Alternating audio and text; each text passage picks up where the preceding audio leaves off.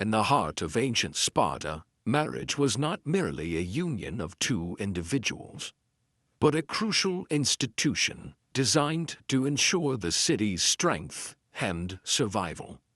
Unlike the romantic ideals of other Greek city-states, Spartan marriages were rooted in duty, discipline, and the collective needs of the polis. From a young age, Spartan boys and girls were raised with a singular purpose to serve their city. Men underwent rigorous training in the agoge, a harsh military education that shaped them into formidable warriors. Only after completing this training, around the age of 30, were they permitted to marry. Spartan women, meanwhile, married at about 18, having spent their youth training their bodies to be strong and healthy, ensuring they could bear sturdy offspring. The selection of a spouse was not dictated by love, but by the principle of eugenics, pairing the strongest men with the healthiest women to produce robust children. Parents often played a role in arranging these unions, considering lineage and physical prowess over personal affections. A Spartan wedding was unlike any other. The ceremony began with a ritual known as bride abduction, where the groom, with the cooperation of the bride's family, staged a mock kidnapping. The young woman was taken from her home and brought to her new household, symbolizing her transition into marriage. Once there, she underwent a striking transformation. Her head was shaved, and she was dressed in a simple cloak resembling male attire. This practice reflected the egalitarian ideals of Sparta, emphasizing strength and a break from childhood, rather than adornment or beauty. The first night of marriage carried a mysterious and solemn tone. The bride was secluded in a dark chamber, awaiting her husband's arrival. Yet their union remained clandestine for some time. Spartan men, bound by their military obligations, could not immediately live with their wives. Instead, they met only in secrecy and fleeting night-time encounters. This arrangement, called cryptic marriage, reinforced a soldier's primary allegiance to the state, while simultaneously strengthening the emotional and physical bonds between husband and wife, as their reunions were brief yet intense. Only when a man advanced in his military career was he allowed to live openly with his wife. At the heart of Spartan marriage was the imperative to produce strong children. Women, respected for their role as mothers of warriors, were expected to bear and raise sons who would one day defend the city. Childbearing was not merely a personal milestone, but a civic duty. To ensure the birth of the healthiest offspring, women engaged in rigorous physical training, believing that their strength directly influenced the vitality of their children.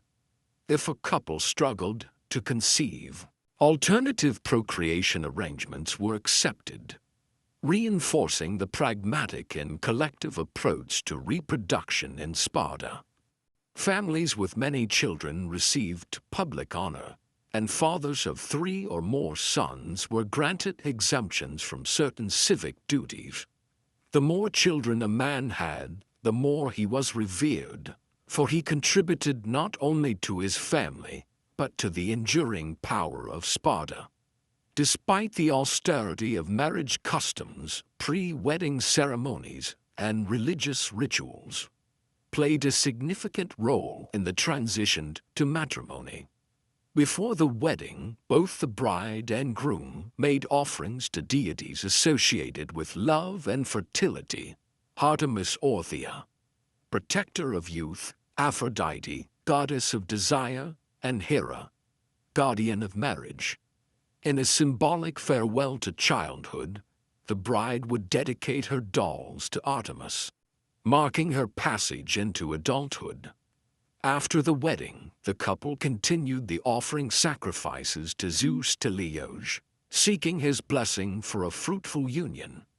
Unlike the elaborate wedding attire seen in Athens and other city-states, Spartan brides embraced simplicity.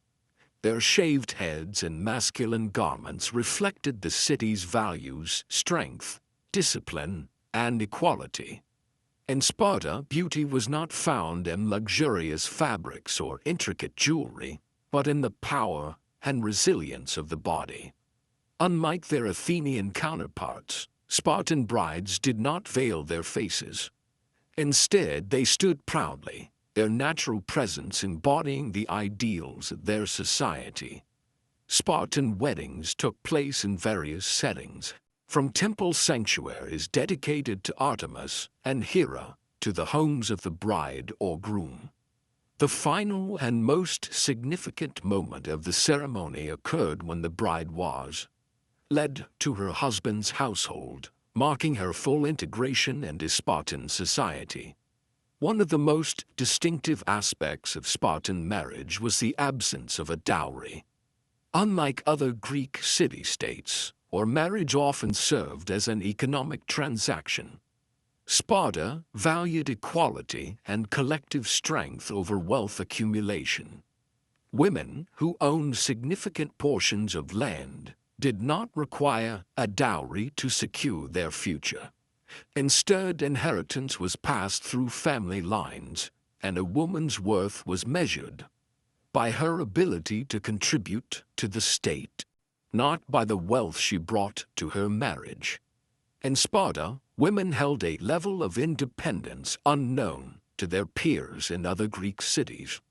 They managed households, owned property, and played an essential role in maintaining the city's legacy.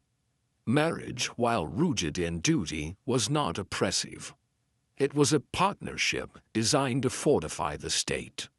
The Spartan approach to marriage, like every aspect of their society, was a testament to their unwavering commitment to survival, discipline, and collective prosperity.